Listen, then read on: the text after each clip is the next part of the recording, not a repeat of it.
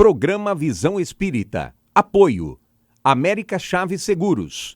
Seguro é proteger sua vida e seu patrimônio. Precision Hospitalar. Distribuidora de medicamentos. E Livraria Espírita Verdade e Luz. Desde 1959, divulgando o espiritismo em Ribeirão Preto e região.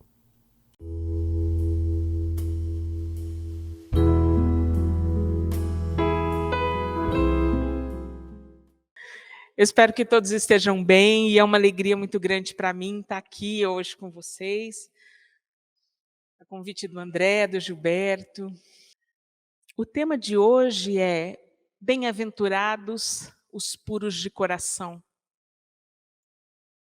A gente começa a falar sobre as bem-aventuranças, esse é o capítulo 8 do Evangelho segundo o Espiritismo, e antes desse capítulo, dessa bem-aventurança, bem-aventurados puros de coração, vem o bem-aventurados os pobres de espírito.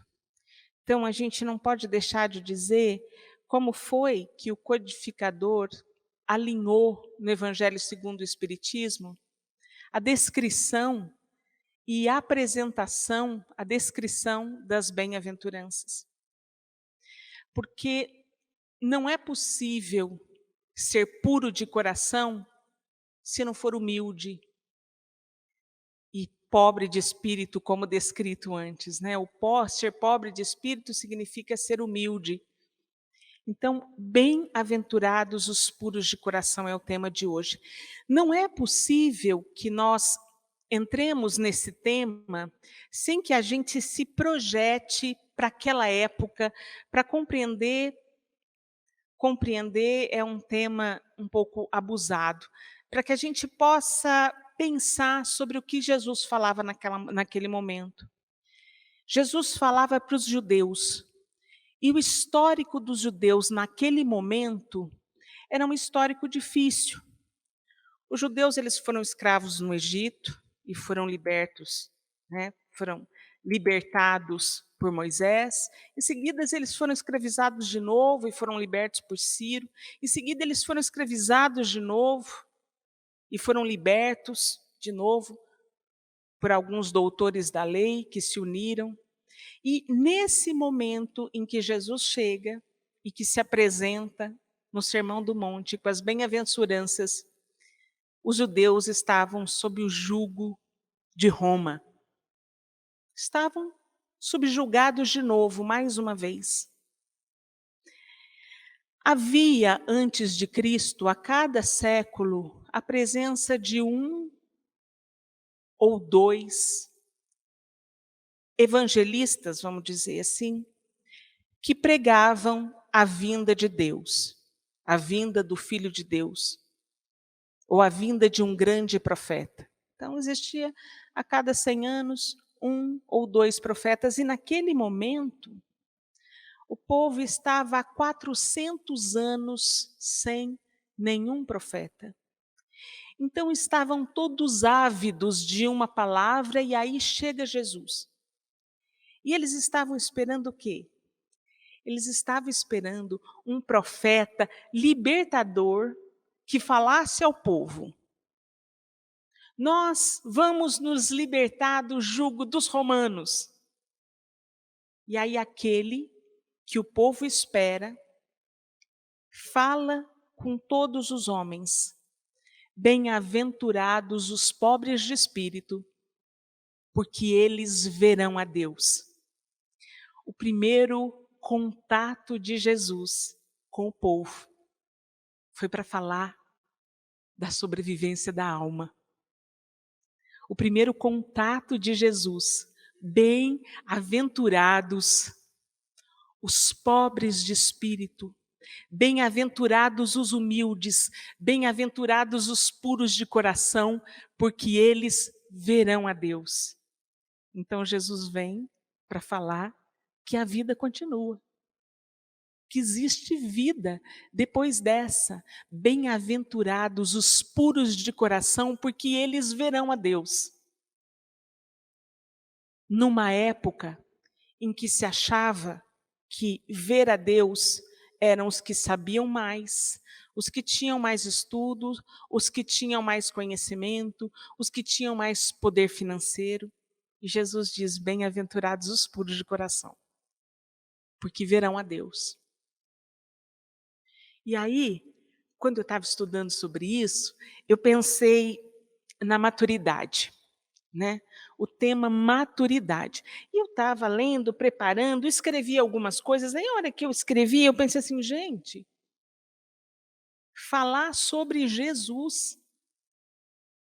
Quando que nós vamos ter maturidade para falar sobre ele? Nunca. A gente nunca vai ter maturidade para falar sobre um espírito como Jesus. Então, por isso que esse é o encontro, e eu gostaria de convidá-los para estar na presença dele agora. E como a gente entra na presença de Deus e de Jesus?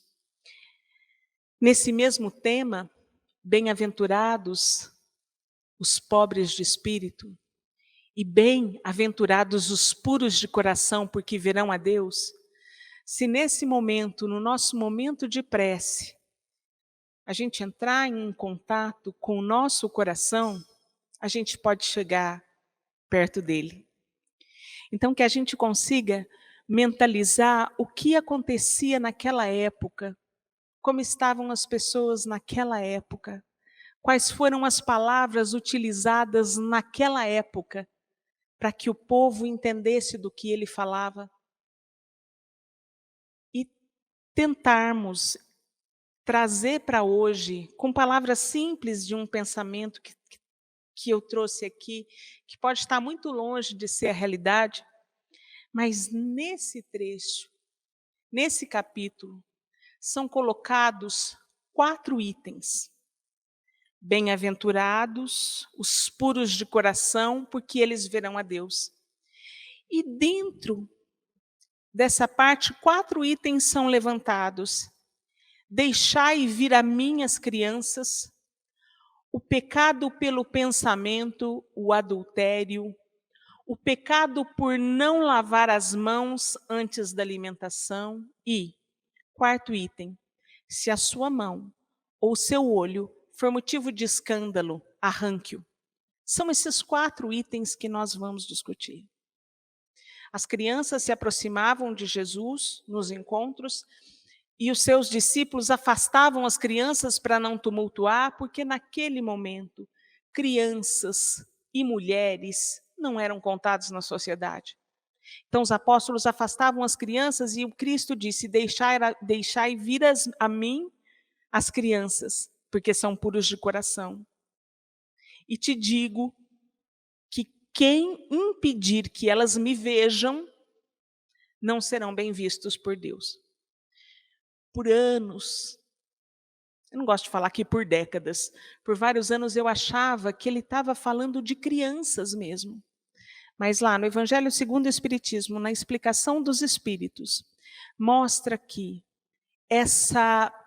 esse movimento deixar a vir as crianças, não são só as crianças, os pequeninos, mas os que têm pouco entendimento.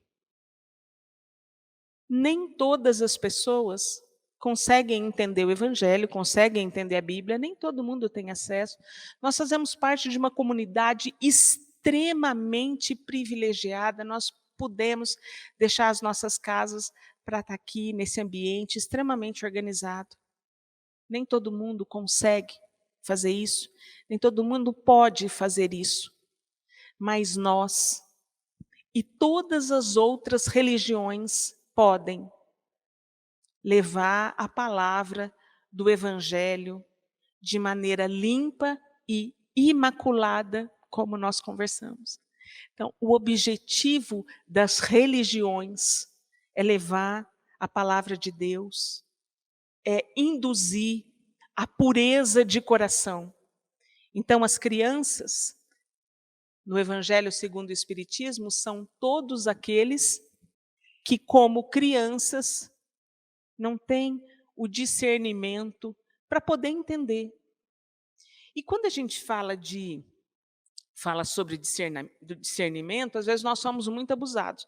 Porque o Evangelho segundo o Espiritismo e o Livro dos Espíritos e muitas obras espíritas, quando a gente começa a ler a obra, a gente leu, aproveita, depois de um ano a gente vai ler de novo, fala assim, nossa, eu não peguei isso, eu não tinha aproveitado isso. Tem um professor muito querido da Universidade Federal de São Carlos, da USP de São Carlos, que diz o seguinte, que ele falou assim para mim, Andréia, eu sou espírita desde 1962. Assim, nossa, professor, eu não tinha nascido ainda, como o senhor conhece, como o senhor sabe? Ele é um exímio estudioso. Eu assim, não, eu estou aprendendo o livro dos Espíritos agora. E diz que quem disse que já leu o livro dos Espíritos, na verdade, fez um voo rasante, porque é um livro extremamente atual. A discussão é extremamente atual. Cada vez que a gente lê, cada vez que a gente estuda, a gente se desenvolve, porque a gente vai adquirindo uma maturidade em função das nossas experiências, das experiências que nós temos. Então, deixar vir a mim as crianças é deixar vir a mim todos aqueles que precisam da palavra.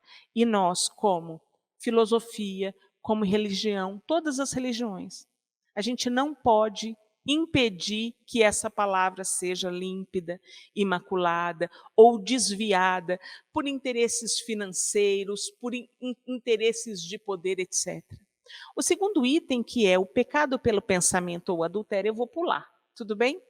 E vou falar das mãos lavadas, quando os fariseus chegavam para Jesus e falaram assim, por que os teus discípulos não seguem a lei de Moisés e não lavam as mãos antes da alimentação?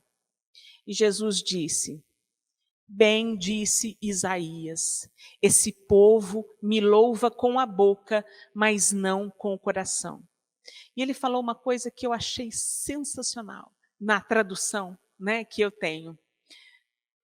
Não é pelo que entra pela boca que se enlameia o homem, que se suja o homem, mas é pelo que sai da boca que se suja o homem, porque o que sai da boca é o que está no coração.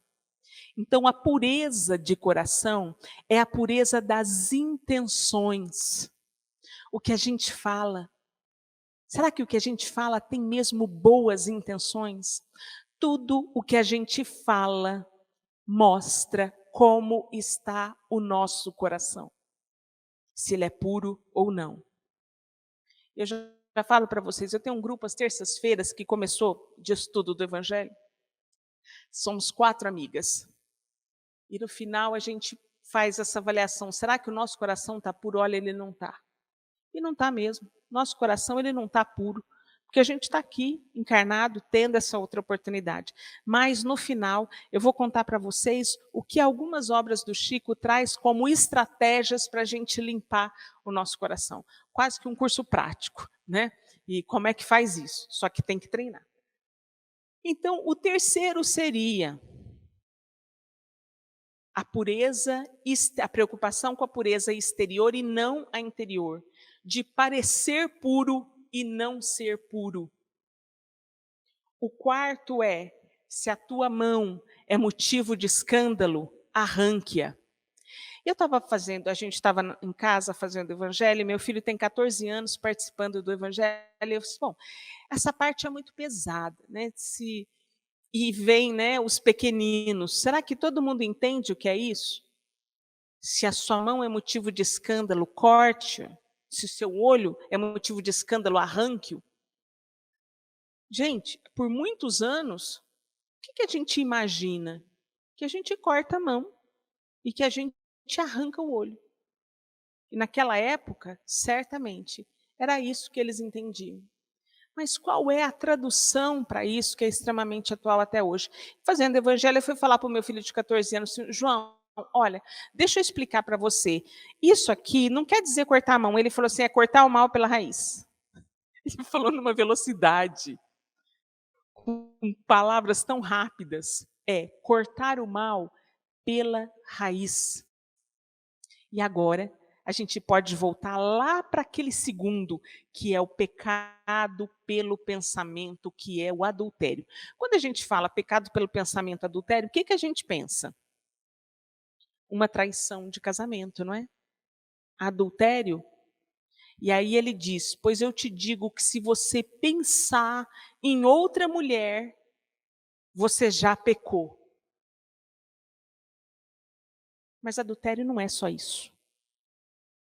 Adulterar não é só isso. Adulterar é todo tipo de falsificação para interesse próprio. É todo tipo de falsificação que a gente não tem coragem de fazer na frente dos outros.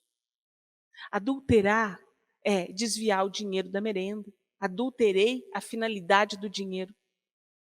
Adulterar é mentir, é trair, é levar vantagem.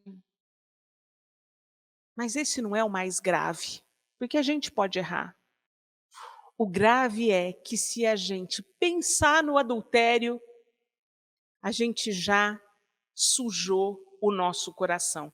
Nossa, André, vocês estão pensando assim, puxa vida, eu saí aqui domingo da minha casa para ver essa Andréia e ela só falou coisas graves, mas agora é que vem a coisa boa. Se Jesus não tivesse falado isso, a gente ia pensar que era certo. Cada vez que a gente lê isso, a gente tem a chance de fazer uma autoanálise e uma pequena mudança. Uma pequena mudança. Porque quem é que não fica bravo? Quem é que não fica chateado? Quem é que não atrai as sombras quando alguém nos trata mal, quando alguém nos passa rasteira, quando a gente não consegue os nossos objetivos? Quem que não fica triste? Quem que não fica arrasado? Nós ficamos. Nós ficamos.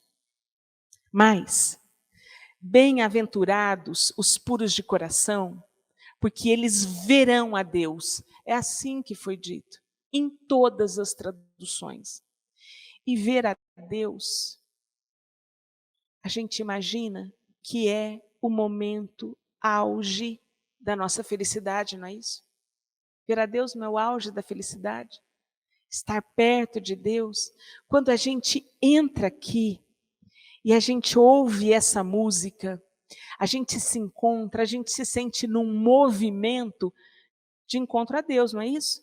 A gente não veio aqui hoje para encontrar o nosso movimento de espiritualidade? Jesus foi o primeiro a falar sobre amor, amor entre os iguais. Um dos motivos históricos pelos quais ele foi morto daquela maneira é porque naquele momento ele representava para o poderio romano a subversão. Ele era um subversivo. Ele falava de igualdade entre mulheres, entre crianças, entre escravos. Isso era um absurdo. Então, esse foi um dos motivos para que ele tivesse aquela forma de morte. Os subversivos, os ladrões, eles morrem assim.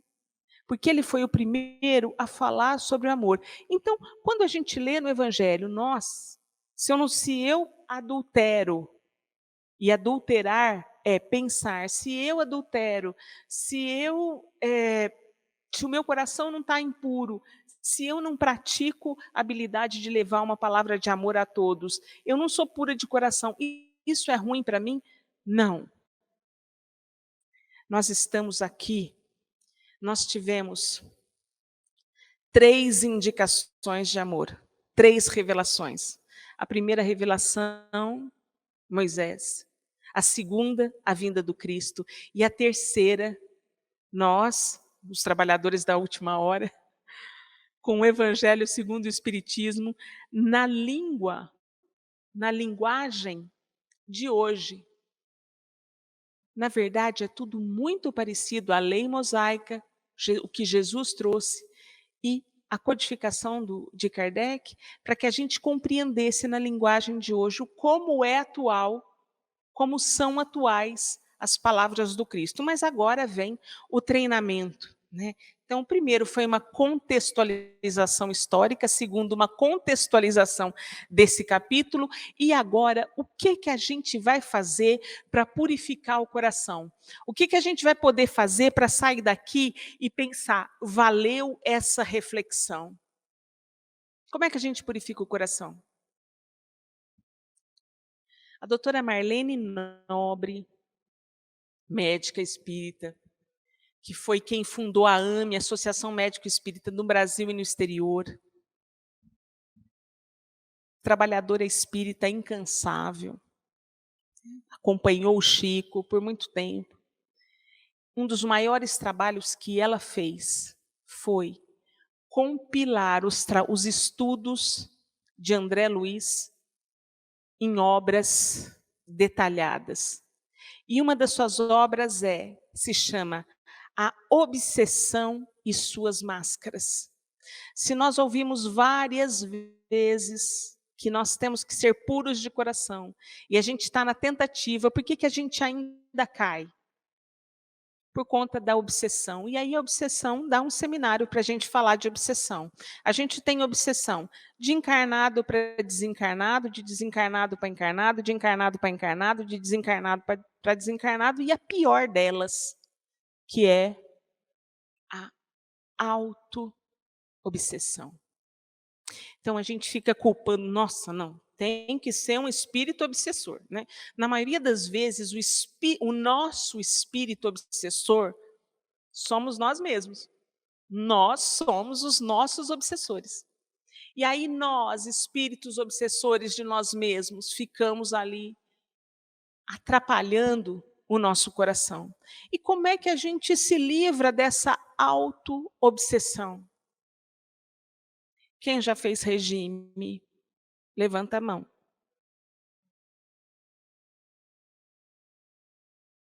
Tem que ser todo dia, né? Acontece uma coisa bárbara que quando a gente para de fazer o regime, tudo de novo e mais, não é? Quem já começou numa academia a fazer exercício físico? Agora abaixa a mão. Quem já começou a fazer academia e parou? Tem que ser perseverante, né? Sabe por que a gente falha tanto? Porque lá no fundo, nós espíritas, nos esquecemos que a vida é eterna e a gente quer tudo hoje. Eu quero perder 20 quilos até novembro. Até novembro. Aí faz aquelas loucuras, né? Ah, eu quero ser a melhor cirurgiã dentista do globo terrestre nessa vida. Aí desanima, vê que não vai dar. A mudança de hábito se dá pelas pequenas coisas. Porque existe um capítulo no livro Pensamento e Vida de Emmanuel, tem um dos títulos que fala associação. Quando você pensa, é por isso que eu parei no pecado pelo pensamento. Quando você pensa, você cria. Então, o nosso pensamento ele tem massa, nosso pensamento ele tem peso. Tem muitas definições de pensamento. Quando você pensa, você cria. Cria mesmo. Cria com toda a força. Eu não sei se isso acontece com todos, mas, por exemplo, se pensa num limão agora, mas num limão assim que você está espremendo o limão, pensa. Espremer o limão na boca, está tomando aquele limão. Muitas pessoas aqui vão ter a sensação que a boca encheu de água. Alguém teve? Quem teve a sensação que a boca? Pensa que você está comendo agora uma banana verde. Mordeu a banana, mas bem verde.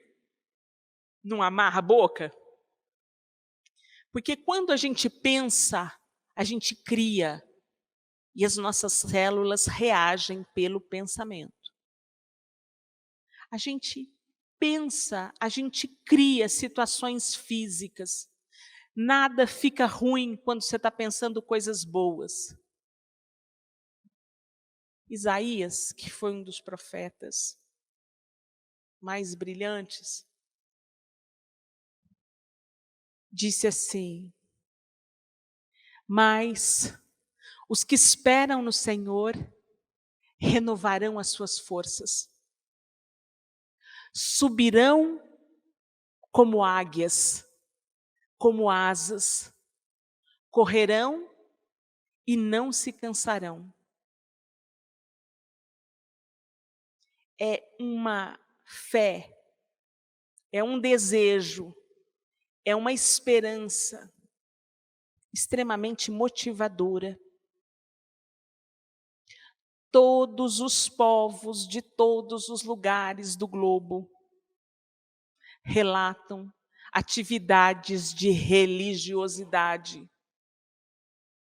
de contato com o soberano, de contato com o divino, porque só a purificação do coração leva a um estado de saúde, de harmonia e de felicidade. E sabe o que a gente faz para purificar o coração? Treina. Só que a gente tem treinado sozinho, não tem? Vamos treinar em grupo para a gente finalizar? E aí, quando você estiver bem triste, quando você estiver bem desesperançoso, que você quiser sentir a presença de Jesus, que foi o primeiro que falou de amor e de igualdade, ama. Então, sabe como é que a gente ama? Olha para ele. Olha, se olhem. Fala, eu te amo. Agora, vamos fazer uma outra coisa? Mas põe a mão no teu coração e fala, eu te amo. Agora você pode fechar os olhos. Nós também podemos fechar. E a gente pode se transportar para aquele momento quando Jesus fala, bem-aventurados os humildes, bem-aventurados os pobres de espírito, bem-aventurados os que têm o coração puro. E todos nós estamos aqui tentando purificar o nosso coração. Todos nós estamos extremamente cansados de termos o coração pesado. Todos nós desejamos perdoar a nós mesmos. Então, Jesus, que está aqui conosco nesse momento, e a gente pode ouvir o barulho do vento da época, o movimento das crianças da época, o silêncio dos adultos da época, pelo encantamento e poder energético de Jesus. E Jesus diz, bem-aventurados os puros de coração, porque verão a Deus. E Ele nos abraça, naquele abraço que nós estamos morrendo de saudade.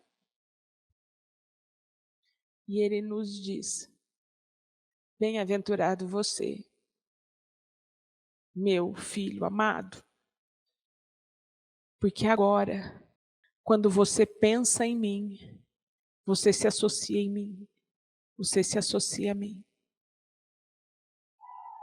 Você estará sempre comigo e eu sempre contigo, porque eu vejo o teu esforço em purificar o coração.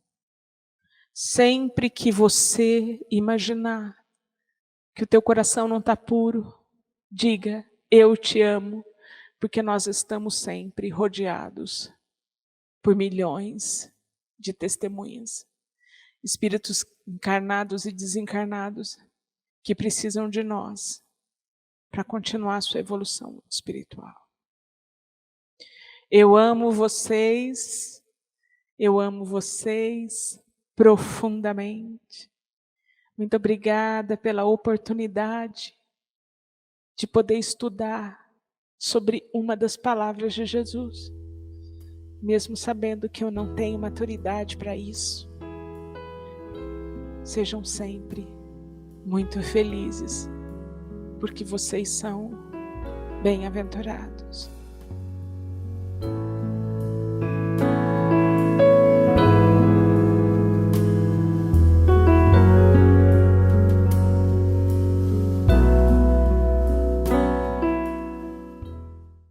Programa Visão Espírita. Apoio. América Chaves Seguros.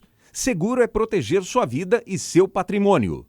Precision Hospitalar, distribuidora de medicamentos, e Livraria Espírita Verdade e Luz, desde 1959 divulgando o espiritismo em Ribeirão Preto e região.